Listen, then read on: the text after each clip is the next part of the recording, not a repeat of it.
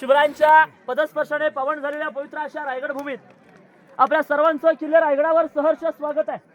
माझं नाव आहे तानाजी महादेव अवकिरकर। याच्या आधी आपण रायगड किल्ला पाहिला असेल किंवा नसेल, पण आज आपण सर्वजण माझ्यासोबत हा रायगड किल्ला प्रॅक्टिकली बघणार आहात। हा रायगड किल्ला जर पूर्णपणे पाहायचं झालं 2 दिवस पूर्ण रायगड 1200 एकरात आहे, पण जो महत्वाचा बाल्य किल्ला आहे, वरचे जे मेन पॉइंट आहेत, हे आपण 1 तासाभरामध्ये पाहू शकतो।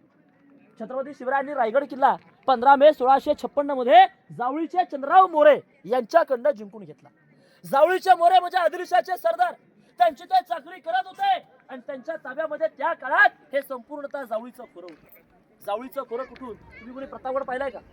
बघा, रायगडाच्या दक्षिण म्हणजे या साईडला प्रतापगड असेल की 65 किलोमीटर अंतरावर आहे। प्रतापगडाच्या पायथ्याला एक जावळी नावाचं गाव आहे। त्या जावळीपासून उत्तरेला असलेल्या कोकण देवापर्यंत जेवढा भूभाग लागतो, या भूभागाला जावळीचं खोरं असं म्हणतात। आणि जावळीचं खोरं त्या काळात एवढं घनदाट जंगल होतं की एक